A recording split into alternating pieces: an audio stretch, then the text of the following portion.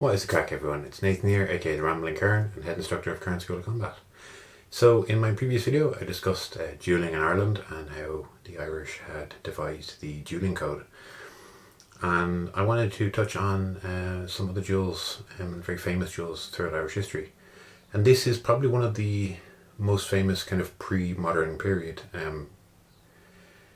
not in the conventional firearms sort of duel that we would come to expect, and especially with my channel being about Kerns, this is probably the most interesting for me of some of the ones that we have accounts of, because this one took place in the late 16th century, and more interestingly it took place with what is described as sword and targe.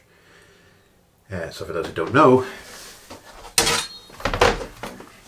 most likely this was carried out with something similar to this, similar to what a Highland targe is.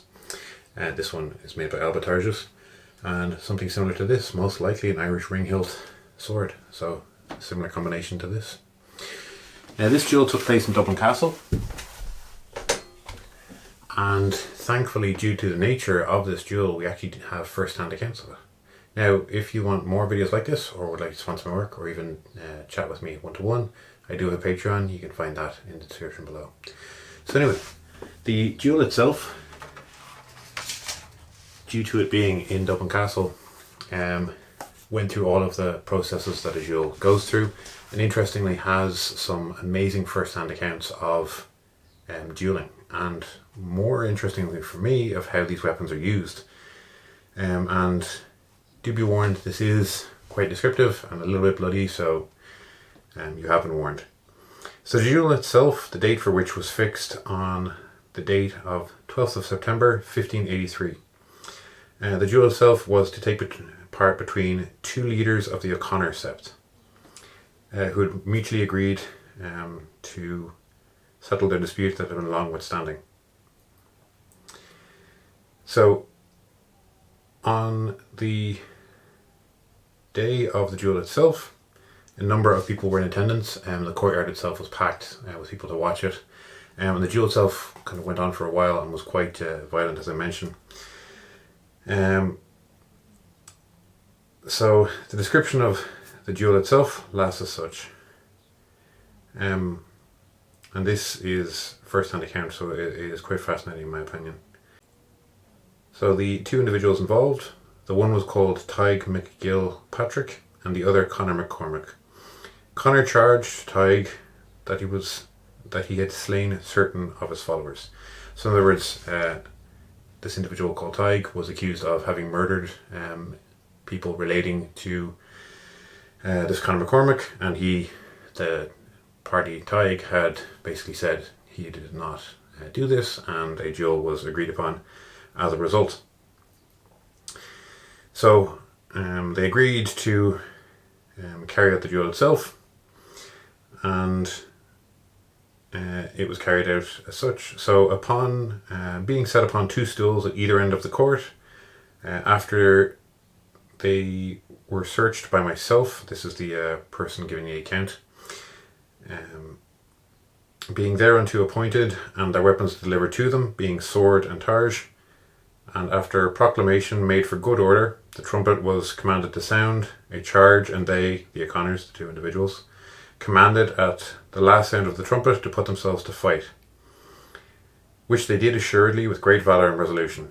Tig gave to O'Connor 2 wounds to the leg, which as they weakened him much by the blood which he lost, so Conor pressing him into him more, for that he felt his own feebleness. Tig thrust him into the eye, by which O'Connor, finding himself to be spent, bore into the close, thinking likewise to dispatch Tig. But Tig, having the advantage of strength, so received him into the close.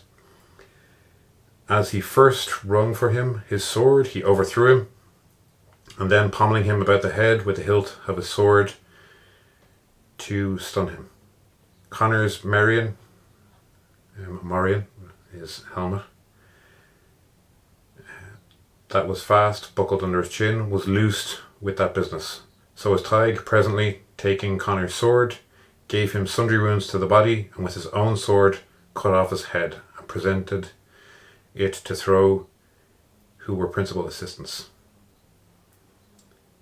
and he goes on to discuss how he sent the sword back to the O'Connors and other final kind of details of the legal side of it. So to me, really fascinating example of a duel, and also really fascinating to understand a little bit as to how these weapons are used. So by all descriptions, these two were most likely what we would in modern terms call a kern. They were Irish warriors of the late 16th century, armed in the way that we would expect with a sword and a targe.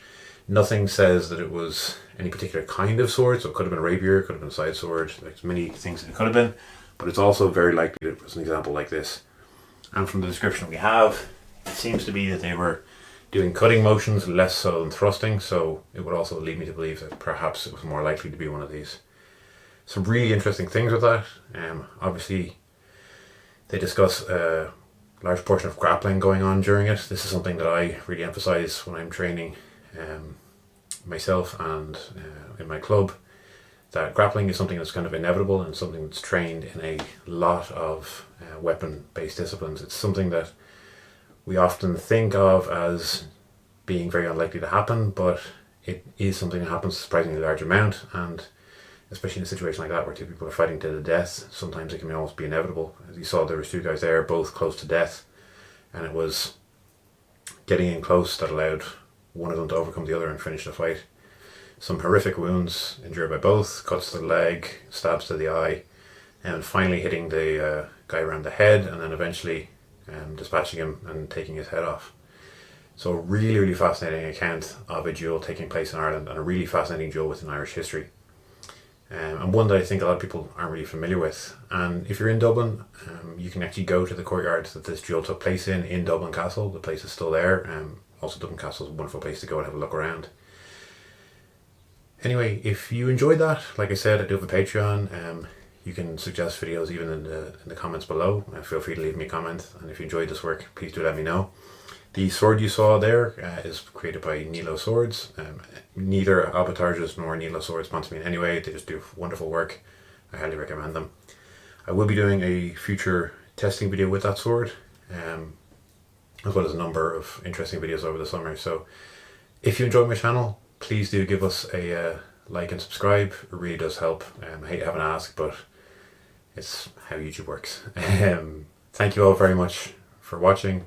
I really do appreciate it, and slán.